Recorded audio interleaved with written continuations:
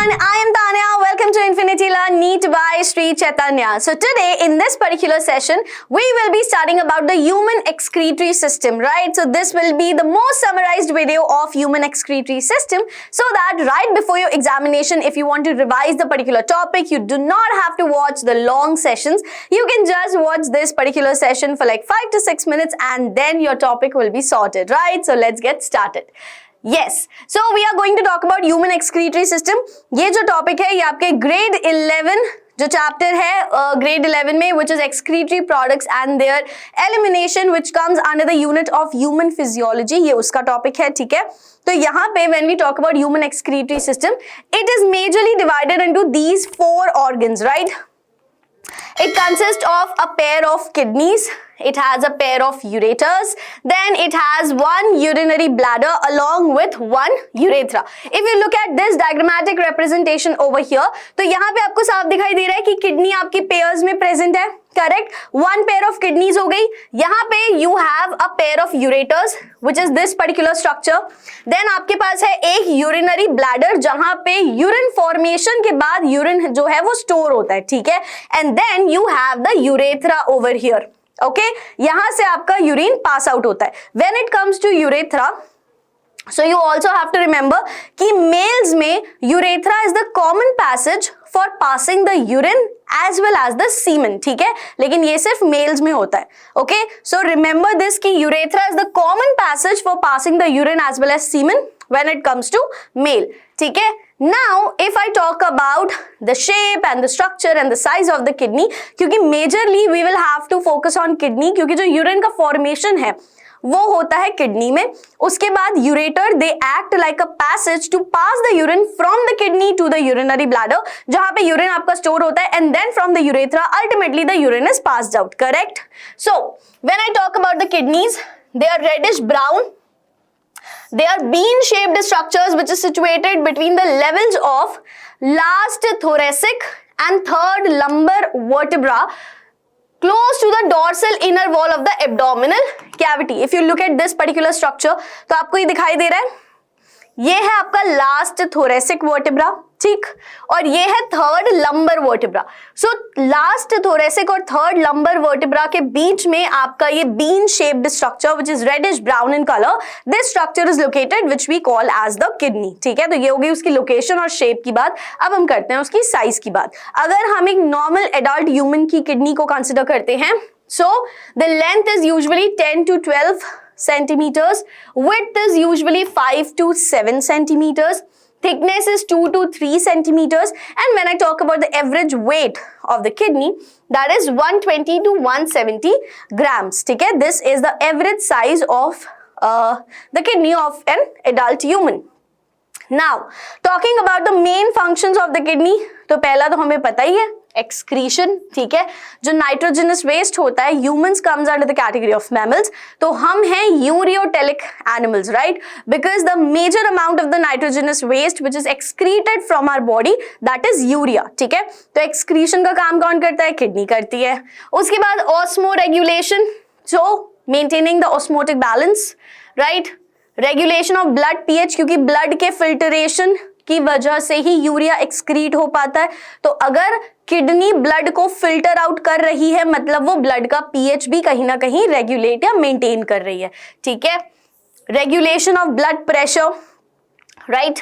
Blood volume and also the production of certain hormones including calcitriol and erythropoietin. Erythropoietin is basically that particular hormone which helps in the process of erythropoiesis, that is the formation of RBCs, ठीक है? These are the major functions of kidney. Now, if you look at this particular diagram over here, this is the diagrammatic representation of human urinary system या human excretory system भी हम कह सकते हैं, ठीक है? So, kidneys यहाँ पे पेयर में प्रेजेंट है ही, ठीक है? यूरेटर पेयर में प्रेजेंट है, one urinary bladder and one urethra, ठीक? नाउ यहां पे अगर आप किडनी के कॉनकेव साइड पे देखते हैं, so there is this notch, ठीक है? इस नॉच से एक ओपनिंग आती है, इस ओपनिंग को हम कहते हैं हाइलम. ओके, इस पर्टिकुलर नॉच में जो ओपनिंग आ रही है that particular opening is known as hilum. Hilum एक वो यहाँ पे लोकेशन है जहां से आपके यूरेटर्स और ब्लड वेसल्स निकलते हैं, ठीक है। So that is your hilum, ठीक है। Now if you look at the kidney, so kidney के पास यहाँ पे दो रीजन्स होते हैं। जो आउटर रीजन होता है किडनी का उसे हम कहते हैं कॉर्टेक्स, जो इनर रीजन है उसे हम कहते हैं मेड्यूला,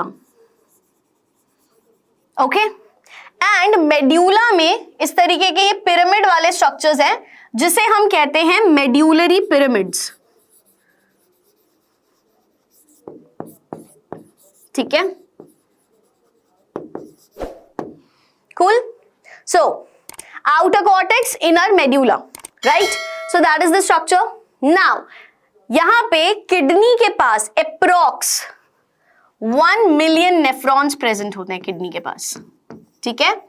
किडनी के अंदर आपके 1 million approx 1 million nephrons are present, जो कि एक्चुअल फिल्ट्रेशन यूनिट होती है, या फिर ये वो यूनिट है which is responsible for the formation of the urine over here, ठीक है। So if you look at this longitudinal section of the kidney, यहाँ पे ये हो गया आउटर कॉर्टेक्स, इनर मेड्यूला जहां पे मेड्यूलरी पिरामिड्स प्रेजेंट है, यहाँ पे ये कैलाइसिस बन रहे, okay. The plural is calyces, if I am talking about a singular structure it's known as calyx.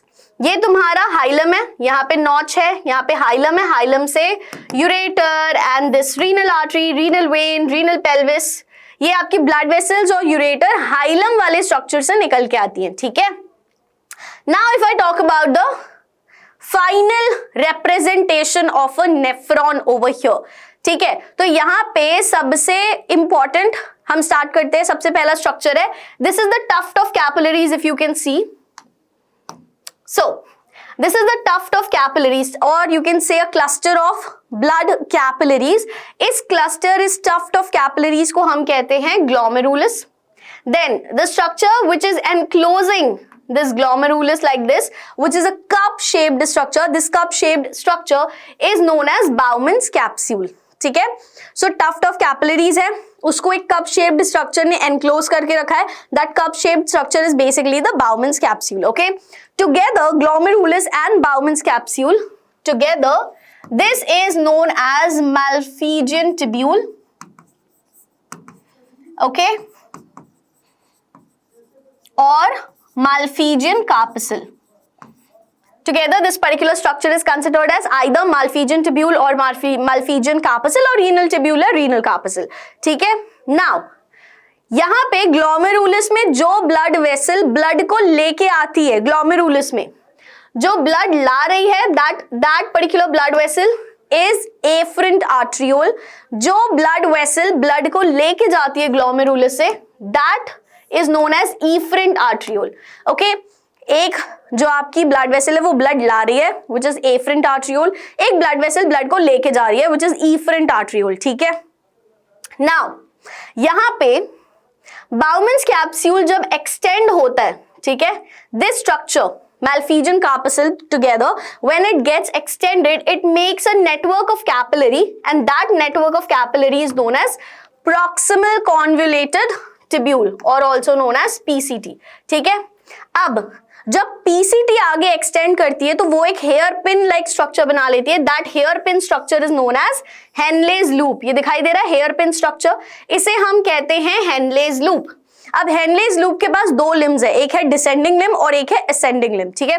The limb which is coming downwards, that is your descending limb. Now the limb which is going upwards, which is known as ascending limb of loop of Henle, ठीक है। अब ascending लिम जब आगे extend होता है, so again it forms a network of blood vessel और a network of capillaries, जिसे हम कहते हैं डिस्टल कॉन्वोलेटेड ट्यूब्यूल या फिर डीसीटी। एंड जब बहुत सारे नेफ्रॉन्स के डीसीटी ये साथ में जाके एक स्ट्रेट ट्यूब में ओपन होते हैं, that straight tube is known as the collecting duct, ठीक है। ये स्ट्रक्चर है। नाउ ये जो इफरेंट आर्ट्रियोल है, Efferent arteriole is basically the blood vessel which is taking the blood away from the glomerulus. ठीक है? So it forms a network of capillaries, and when that network of capillaries वो side by side loop of Henle के साथ में एक structure form कर लेता है which is called vasa recta. But there is a difference between loop of Henle and vasa recta.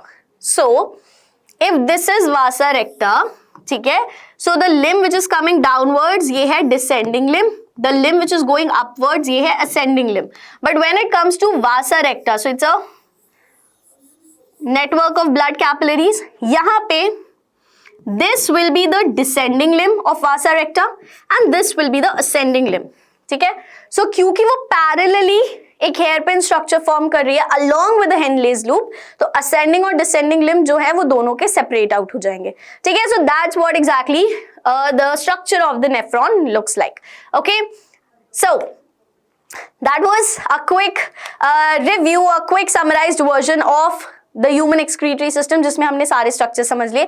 Now before I wrap up the session, I would like to tell you about the All India Test Series pack, which is really helpful, which is going to be really amazing for all the aspirants of NEET examination. You will get 27 All India tests, 20 online NEET full syllabus mock test, 25 NEET topic wise PYQs, 3 PCB books. You will also get the analysis of your performance, right? And all of this you can actually get in rupees 2,999 only if you apply the coupon code which is YouTube 50 off. Okay, so what you have to do, you have to go and check the description. There's a link given over there. You have to click on the link, apply the coupon code, and then you can get your All India Test Series pack. Okay, so that was it for today's session. I hope that this video was helpful, and if it was, do not forget to hit the like button. Also, if you haven't subscribed to the channel yet, please do it right away and press the bell icon so that you do not miss any upcoming sessions or notifications on your feed.